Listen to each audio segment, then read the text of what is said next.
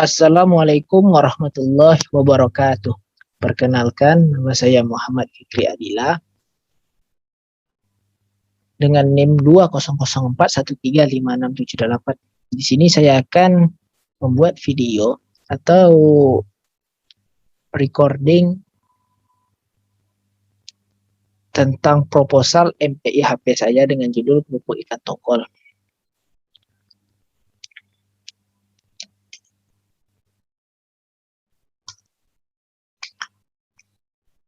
Pendahuluan. Kerupuk ikan merupakan makanan kering yang dibuat dari tepung atau nasi dengan penambahan daging ikan dan bahan lain yang diizinkan BSN 199. Masyarakat Indonesia mengonsumsi kerupuk sebagai camilan atau sebagai menu pelengkap makanan utama.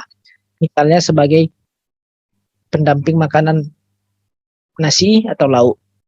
Tepung terigu dan tapioka merupakan bahan baku utama yang digunakan sebagai bahan pembuatan kerupuk. Penambahan daging ikan untuk bahan pembuat kerupuk sebagai penambah gizi dari makanan tersebut dan sebagai perasa dari dan ciri khas pada kerupuk tersebut. Ikan tongkol, apa itu ikan tongkol? Merupakan salah satu ikan laut yang memiliki daging tebal dengan kandungan protein tinggi. Selain mengandung protein yang tinggi, ikan tongkol juga mengandung omega 3, vitamin dan mineral yang dibutuhkan oleh tubuh manusia. Hafiludin 2011. Memiliki rasa yang lezat, merupakan ikan yang tergolong istimewa dibandingkan berbagai macam ikan lainnya. Harganya memang mahal, namun rasanya terbilang gurih dan lezat. Memiliki kandungan gizi yang sangat tinggi dan dagingnya padat dan lembut. Kenapa demikian? Apa aja potensi yang terdapat dari usaha tersebut? Dari usaha ikan tongkol ini yang bisa dibuat jadi kerupuk. Kerupuk ikan tongkol berpotensi untuk dikembangkan karena ikan tongkol harganya lebih murah dan bergizi tinggi. Ikan tongkol dapat diolah menjadi sebuah hasil makanan kering dengan sentuhan teknologi yang sederhana dan tentunya memiliki harga jual yang lebih tinggi dibandingkan dijual dalam bentuk segar atau belum diolah yang harganya naik turun sesuai dengan keinginan pasar. Hal ini terjadi karena ketidakpahaman masyarakat setempat tentang jenis produk lain yang dapat dihasilkan dari bahan baku ikan tongkol. Masyarakat juga belum memahami teknologi sederhana apa yang dapat diaplikasikan pada ikan tongkol yang mereka miliki. Mereka beranggapan bahwa ikan tongkol hanya bisa dijual dalam bentuk segar atau belum diolah. Visi perusahaan menjadi sumber daya manusia yang unggul dan mampu bersaing di era globalisasi. Mewujudkan industri penyedia makanan yang digemari oleh kalangan sekitar dan menjamin kebersihan produk. Menjadi produsen kerupuk terbesar di Indonesia yang memberikan kerupuk yang berkualitas dan berkuantitas.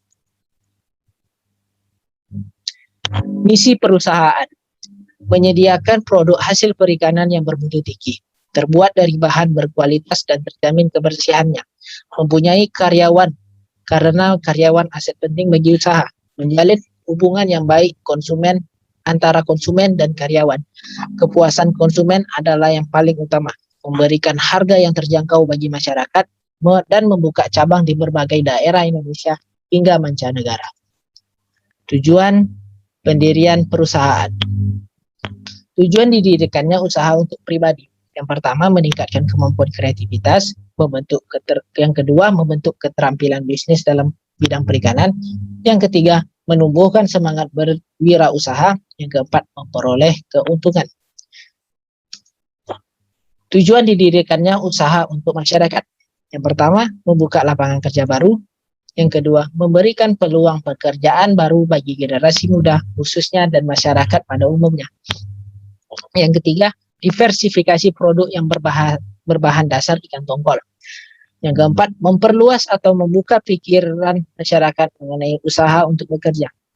Yang kelima, dapat menumbuhkan jiwa wirausaha masyarakat sehingga masyarakat bisa memperoleh pendapatan tambahan dan dapat meningkatkan taraf hidup. Susunan organisasi perusahaan. Struktur organisasi penanggung jawab perusahaan. Bisa dilihat ada pengelola, manajemen, sekretaris, bendahara, tim pengolahan bahan baku, tim produksi, tim pengemasan, dan tim pemasaran. Pengelola adalah pemimpin utama suatu perusahaan. Manajer, orang yang akan mengatur aktivitas di perusahaan mulai dari masuknya bahan baku sampai dengan ke pemasaran dan pendapatan.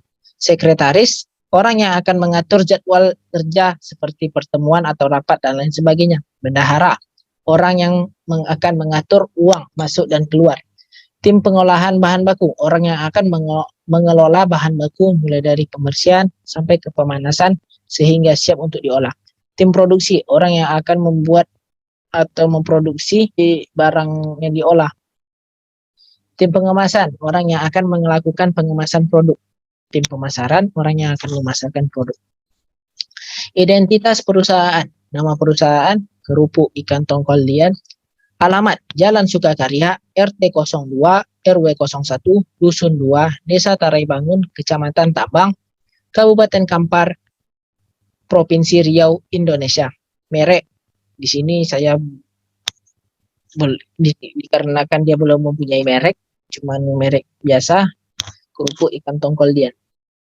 Email address, Kerupuk Ikan Tongkol Dian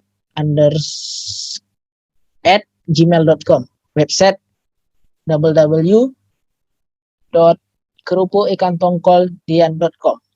Instagram, kerupuk_ikan_tongkol_dian. Facebook, Kerupuk Ikan Tongkol Dian. Telepon 0823 9207 2301. Rekening transaksi BNI atas nama Fikri Adila. Produk yang dibuat. Penjelasan produk. Produk yang dibuat dari hasil perikanan ini merupakan produk kerupuk ikan tongkol. Produk hasil perikanan diolah dari ikan segar, kemudian ikan tersebut dibersihkan perut dan insangnya, kemudian diambil saja dagingnya atau bisa dinamakan surimi, dan kemudian diolah lanjut jadi kerupuk. Kerupuk ikan ini mengandung bumbu yang sangat sederhana, yaitu tepung kanji dan daging ikan saja. Tetapi yang membuat rasa yang sangat khas ialah dari proses pengolahannya yang ditambah bumbu khas yang diracik oleh pemilik perusahaan. Penampilan kerupuk yang besar dan rapi membuat orang tertarik mencobanya. Selain itu, warna luar merah menandakan warna khas dari kerupuk ikan ini tersendiri yang membuat ketertarikan dari orang-orang untuk membelinya. Dengan bahan dan bumbu yang khas bisa menghasilkan hasil yang tentunya cukup wah untuk dinikmati. Kerupuk hasil dari ikan tersebut juga enak dikonsumsi begitu saja dengan rasa ikannya yang berasa. Keunggulan dan manfaat produk. Dari segi kandungan, ikan tongkol bisa memenuhi kebutuhan protein, membantu menurunkan berat badan, menjaga kadar elektrolit tubuh, meningkatkan kesehatan kelenjar tiroid, membantu meningkatkan fungsi otak, kaya antioksidan, dan mengurangi peradangan. Dan kerupuk ini tentunya gurih dan renyah sebagai camilan dan dimakan begitu saja tetap oke. Maknyos. Proses pengolahan untuk pembuatan kerupuk 1 kilo. Bahan yang digunakan tepung kanji atau tapioka 1 kilo. Surimi daging ikan tanpa tulang kira-kira 3,5 on atau 300 sampai 350 gram karena perbandingan dengan tepungnya 1:3. Makin banyak daging ikan atau suriminya, semakin terasa ikannya di kerupuk. Terasa rasa ikannya tuh biar khas gitu. Garam 1 sendok makan, air 200 ml, penyedap rasa sesuai selera bisa Royco, gula garam, dan lain sebagainya sesuai cita rasa dan ciri khas masing-masing. Cara pengolahannya, campurkan surimi dengan tepung kanji atau tapioka, garam, dan penyedap rasa. Kemudian adonan diaduk sampai kalis. Kalis itu ya tidak lengket di tangan. Sekarang sudah memakai mesin jika membuat adonan banyak. Jika kalau adonan banyak, kita di sini membuatnya memakai mesin otomatis pengaduk adonan. Setelah itu adonan dibentuk seperti batangan sesuai ukuran selera masing-masing. Setelah itu adonan dikukus sampai matang. Setelah matang didiamkan atau dianginkan selama 1 hari saja. Atau bisa juga dimasukkan kulkas selama sehari. Setelah itu potong ukuran kerupuk sesuai selera. Pemotongan kerupuk di sini ya jangan tipis kali, jangan tebal kali, standar. Ya, biar digoreng dia terasa besarnya, gurihnya terasa pas digoreng, renyahnya. Setelah itu dijemur sampai kering, biasanya sehari. Jika kalau terik matahari bagus, tak ada mendung. Jika full matahari, 1 hari cukup untuk menjemur kerupuk tersebut. Setelah kering, kerupuk siap dikemas dan dipasarkan. Rencana pendistribusian disertai data-data yang mendukung dan lengkap. Analisis produksi. Bahan-bahan yang dibutuhkan dalam pembuatan kerupuk ikan tongkol adalah sebagai berikut. Untuk pembuatan 10 kilo kerupuk. Ikan tongkol 10 kilo, anggarannya 30.000 kali 10 jadi 300.000. Tepung kanji 10 kilo, 90.000. Garam dapur 1 kilo atau 10 bungkus, 10.000. Royco 2 bungkus, 1.000. Air segalon 3.000. Gas 3 kilo, 22.000. Total pembuatan 10 kilo kerupuk ikan tongkol tersebut bisa ditaksir rata-rata bisa ditaksir total Rp426.000. Untuk pembelian alat seperti pisau, panci dan lain-lainnya bisa diperkirakan sampai totalnya 100.000.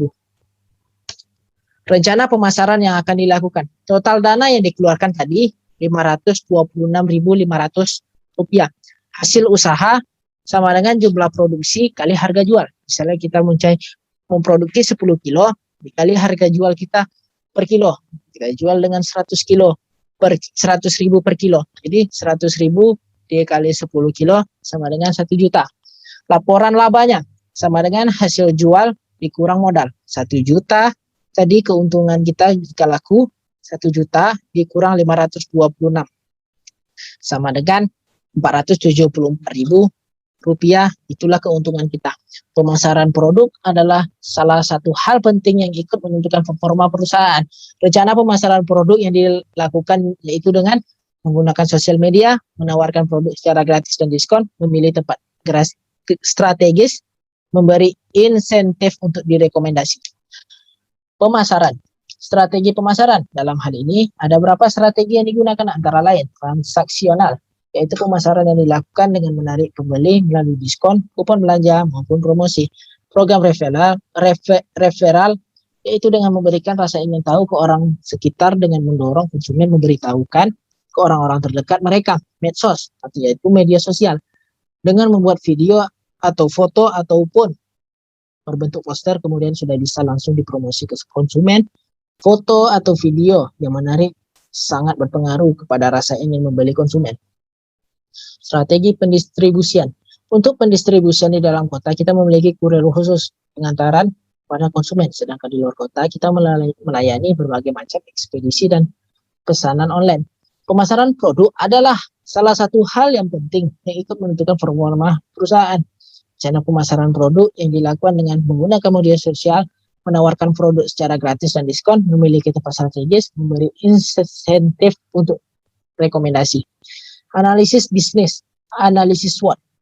Yang pertama, strength atau kelebihan, memiliki banyak manfaat dan kandungan pada ikan tersebut, aman dikonsumsi karena tidak menggunakan pengawet, termasuk cara pengawetan yang awet dalam waktu relatif lama. Soalnya bisa awet kerupuk nih bisa bertahun-tahun karena itulah bisa dibilang cara pengawetan terbaru. Weakness, kelemahan, mudah pecah. Opportunity, peluang, minimnya pengolahan ikan tongkol membuat peluang yang besar.